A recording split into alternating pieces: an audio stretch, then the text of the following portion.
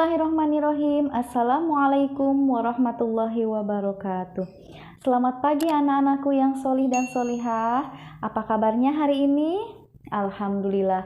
Semoga kita senantiasa dalam lindungan Allah Subhanahu wa Ta'ala. Berjumpa lagi bersama Ibu Tin dalam pembelajaran pendidikan agama Islam dan budi pekerti. Sekarang kita akan belajar tentang beriman kepada kitab-kitab Allah Subhanahu wa Ta'ala. Tetapi sebelum kita mulai pelajaran, marilah kita membaca doa terlebih dahulu. A'udzu billahi minasyaitonir rajim. Bismillahirrahmanirrahim. Raditu billahi robba wa bil islami dina wa bi Muhammadin nabiyya wa rasula. Rabbi zidni ilman warzuqni fahma. Amin ya rabbal alamin. Nah, anak-anakku yang solih dan solihah, kita mulai pelajaran ini. Tolong kalian simak. Mengenal kitab-kitab Allah Subhanahu wa Ta'ala. Perintah beriman kepada kitab-kitab Allah Subhanahu wa Ta'ala itu sudah dijelaskan di dalam Al-Quran surat An-Nisa ayat 136. A'udzu billahi minasyaitonir rajim. Bismillahirrahmanirrahim. Ya ayyuhalladzina amanu aminu billahi wa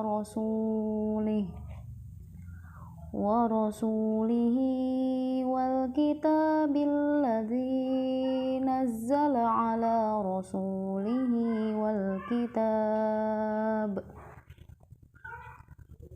kitabil ladzi anzala min qabl wa may yakfur billahi wa malaikatihi wa kutubihi wa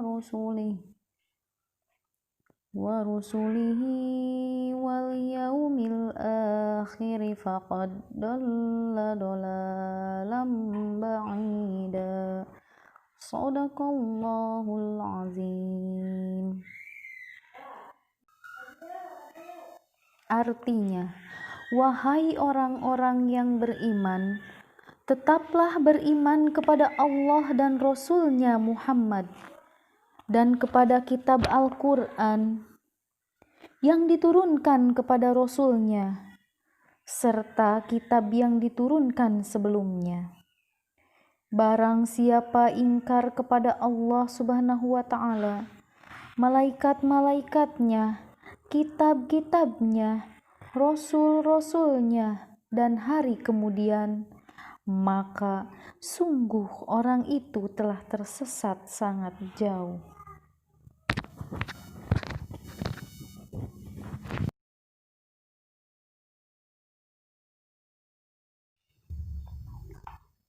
Al-Quran surat An-Nisa ayat 136, Allah Subhanahu wa Ta'ala menyuruh manusia beriman kepada kitab Al-Quran dan kepada kitab-kitab yang diturunkan kepada para rasul sebelumnya. Jika tidak beriman kepada kitab-kitab itu, maka orang itu tergolong orang yang sesat. Nah, anak-anakku yang soleh dan solehah, bagaimana cara kita beriman kepada kitab-kitab Allah Subhanahu wa Ta'ala itu? Caranya dengan meyakini bahwa Allah Subhanahu wa Ta'ala telah menurunkan kitab-kitabnya kepada para rasulnya melalui malaikat Jibril. Kitab-kitab tersebut harus dijadikan pedoman hidup untuk menuntun dan mengatur cara kita bersikap dan berperilaku. guna mencapai keselamatan dan kebahagiaan hidup di dunia dan di akhirat. Selanjutnya anak-anak, kita akan bahas tentang nama-nama kitab-kitab Allah Subhanahu wa Ta'ala. Allah Subhanahu wa Ta'ala telah menurunkan 4 kitab suci serta beberapa suhuf yang diberikan kepada nabi dan rasul yang berbeda zaman dan umatnya. Semua kitab suci dan suhuf tersebut diturunkan oleh Allah kepada para nabi dan rasul untuk dijadikan sumber kebenaran dan petunjuk untuk memperoleh keselamatan dan kebahagiaan dunia dan akhirat. Kitab suci tersebut adalah sebagaimana dijelaskan berikut ini. Yang pertama, kitab Taurat.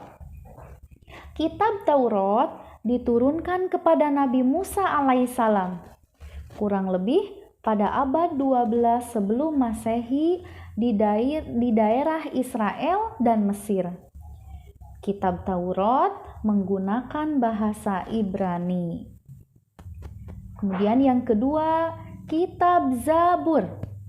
Kitab Zabur diturunkan kepada Nabi Daud alaihissalam ketika beliau menduduki tahta sebagai raja Bani Israel pada abad 10 sebelum Masehi di tanah Kanaan. Yang ketiga, kitab Injil. Kitab Injil diturunkan kepada Nabi Isa alaihi salam pada sekitar abad 1 Masehi di daerah Yerusalem. Dalam bahasa Yunani, Injil berarti kabar selamat, pelajaran yang baru, atau kabar gembira. Nah, yang terakhir anak-anak, yaitu kitab Al-Quran. Al-Quran adalah kalam Allah yang diturunkan kepada Nabi Muhammad SAW secara mutawatir atau bersambung dengan perantara malaikat Jibril dan berpahala bagi orang yang membacanya. Kenapa anak-anak diturunkan secara berangsur-angsur? Tujuannya yaitu agar lebih mudah dipahami, dihafalkan, serta diamalkan.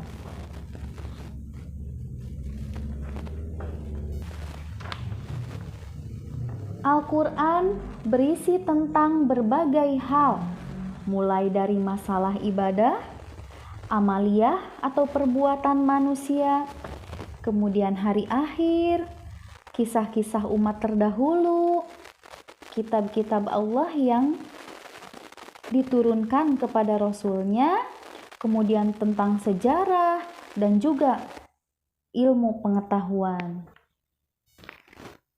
Kitab Al-Quran mulai diturunkan kepada Nabi Muhammad SAW pada abad 6 Masehi di Mekah. Anak-anak masih ingat kan peristiwa turunnya Al-Quran itu disebut dengan Nuzulul Quran, yaitu diturunkan pada tanggal 17 Ramadan.